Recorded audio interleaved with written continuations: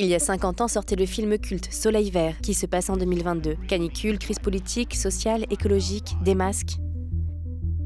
Un film de science-fiction prophétique ? Et à l'époque, où beaucoup de critiques ont dit « ce film est complètement improbable ».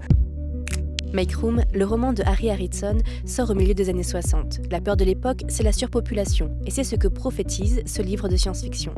Quelques années plus tard, quand le réalisateur Richard Fleischer veut l'adapter au cinéma, le baby-boom s'essouffle et la surpopulation fait moins peur. Richard Fleischer cherche à mettre à jour son scénario, et donc va se tourner vers un écologue professionnel, Frank Bowerman, et c'est lui qui va lui proposer plein de thèmes qui à l'époque sont encore assez inconnus: le réchauffement climatique, la crise des ressources, l'érosion de la biodiversité et les conséquences politiques qui suivent derrière. Ce qui en fait un film en fait extrêmement visionnaire pour son époque. People will do anything to get what they need. What they need most is Soylent Green. L'homme a exploité toutes les ressources naturelles de la Terre. Plus d'arbres, plus d'animaux, plus de nourriture, plus d'eau. Cette crise alimentaire renforce le pouvoir de multinationales sans scrupules. Le film ne se contente pas d'être un film, comme il y en a eu beaucoup depuis, de catastrophe écologique. C'est aussi un film profondément politique, avec l'idée d'une collusion d'un État corrompu et d'entreprises sans foi ni loi, alors que beaucoup de films catastrophes écologiques sont plutôt sur un aspect assez chrétien, de la punition divine, alors que là c'est pas du tout ça, on est vraiment sur un film politique, d'enquête et de révélation surtout d'un système politique qui a entraîné la crise écologique.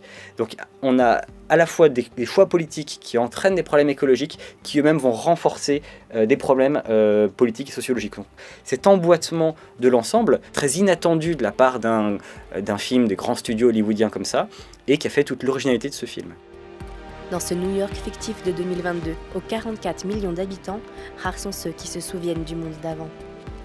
Le film aborde, de façon émouvante et poétique, un problème souvent ignoré de la crise écologique. L'amnésie environnementale. L'amnésie environnementale, c'est un des grands concepts de la psychologie de l'environnement et qui est très représenté dans le film puisqu'on a deux générations. On a le vieux sol, qui se rappelle du XXe siècle, des écosystèmes, des paysages, des choses comme ça, de la bonne nourriture aussi, et qui est complètement dévasté par l'évolution du monde. Donc, vraiment un exemple de solastalgie, alors que Thorne, qui est plus jeune, lui a une vision très floue de ces récits-là, d'ailleurs le prend pour plus ou moins exagéré, mythifié, et se rend pas compte en fait de tout ce qui a été perdu. Et ça c'est vraiment un des grands enjeux en fait de la psychologie environnementale, c'est que chaque génération naît dans un monde qui est déjà appauvri et se rend pas forcément compte de ce à quoi ça ressemblait avant. I told you. I know. Soleil Vert dépeint avec virtuosité ce phénomène lent et irréversible de la catastrophe écologique. Ce blockbuster de science-fiction a marqué une génération et a réussi à politiser la question écologique.